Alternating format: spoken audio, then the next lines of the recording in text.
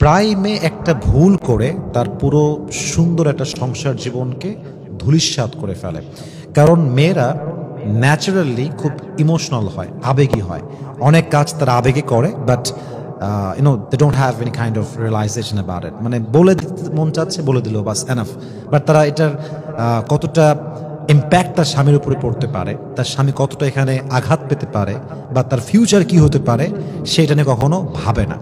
তো আমি দেখেছি বেশিরভাগ মেয়েদের সবচেয়ে বড় ভুল যেটা মেয়েরা করে, বিয়ের পরে মনে করেন যে প্রথম রাত বা দ্বিতীয় দিন বা থার্ড ডে যখনই হোক, স্বামীকে তার অতীতে যা যা হয়েছে, মজার ছলে হোক, সিরিয়াস মুডে হোক, সব বলে দেয়। হ্যাঁ, যে আমার আপনার আগে 2টা রিলেশনশিপ ছিল, 3টা রিলেশনশিপ ছিল, আমার ফার্স্ট বয়ফ্রেন্ডের সঙ্গে আমার 2 বছর রিলেশনশিপ ছিল, সেকেন্ড জায়গায় আরও 1 মাস ছিল। এই যে এত কিছু শেয়ার করার কোনো প্রয়োজন নাই। কারণ স্বামী কখনো তার স্ত্রীর সতীত্বের দাগ সহ্য করতে পারে না। একজন স্বামী তার স্ত্রীর সমস্ত অন্যায় মাফ করতে পারে, বাট সেই অন্যায় যদি অন্য কোনো পুরুষ হয়, এটা কখনো কোনো স্বামী মাফ করতে পারে না। এবং একজন পুরুষ সবসময় চায় যে আমার স্ত্রী যে হবে তার সতীত্ব পবিত্র থাকবে। এটা প্রত্যেকটা পুরুষের এক্সপেকটেশন। তো যখন বিয়ের পরে আপনি বলে দিলেন যে আই হ্যাড ব্যাড পাস্ট, এই বয়ফ্রেন্ড ছিল আমার এত রিলেশনশিপ ছিল, তখন আপনার স্বামীর যে আপনার প্রতি একটা ফিলিংস, অনুভূতি, পবিত্র অনুভূতি, এটা সঙ্গে সঙ্গে ব্রেক করে। ওই ভালোবাসা তখন আপনার স্বামীর ভিতরে মানে আর থাকে না, যেটা আগে ছিল। এজন্য whatever you have done in your past, that was your past. So I think you should not share your past with your husband. যা হয়ে গেছে হয়ে গেছে, আপনি আল্লাহর সঙ্গে কানেকশন করে তওবা করবেন। বাট স্বামীকে বললে সংসার কি বেশি দিন টিকবে? যুবক ভাইয়েরা, বেশি দিন টিকবে না। এই জন্য আমার মনে হয় বিয়ের আগে যা হয়েছে হয়েছে, ইট ওয়াজ ইউর পাস্ট।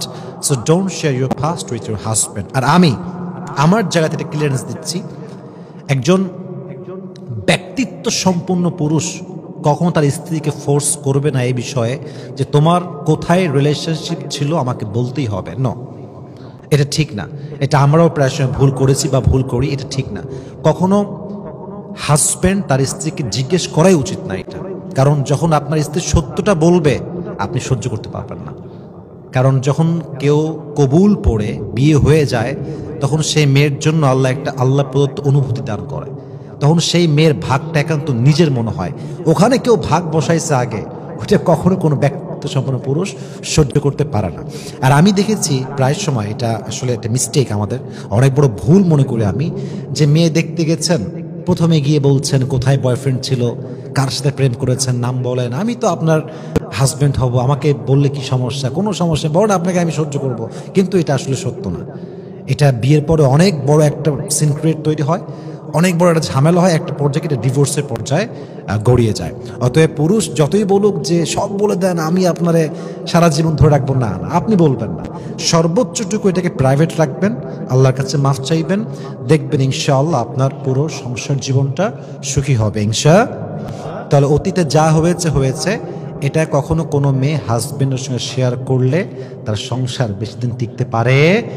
অনেক হাজার হাজার ফ্যামিলি আছে এরকম ভেঙে গেছে, জাস্ট অতীত শেয়ার করেছে, নাম বলেছে, এরকম রিলেশনশিপ ছিল বলেছে, স্বামী একদিন ভেবেছে, সহ্য করেছে, 2 দিন সহ্য করেছে, কয়েকদিন পর থেকে শুরু হয়ে গেছে খোঁটা দেওয়া। হ্যাঁ, তুই তো অমুকের সঙ্গে করে আসছিস, তোরা আমাকে ভালো লাগবে কেন? এই কথা বলতে বলতে একটা সুন্দর সম্পর্ক একদম শেষ পর্যন্ত ধ্বংসত্বের দ্বার প্রান্তে পৌঁছে যায়। এই জন্য প্রত্যেকটা মেয়েকে আমার এটা পরামর্শ বলতে পারেন, রিকোয়েস্ট বলতে পারেন, অনুরোধ বলতে পারেন, কখনো পাস্ট শেয়ার করবেন না। যা হয়ে গেছে হয়ে গেছে, এটা আপনি ভুল করেছেন, তখন আপনার বয়স কম ছিল, আপনি ম্যাচিউর ছিলেন না, ভুল হয়ে গেছে। বাট স্বামীকে বলে নিজেকে ছোট করবেন না। আল্লাহ প্রত্যেকটা মেয়েকে এটা বোঝার তৌফিক দান করুন। সকলেই পড়েন আমিন।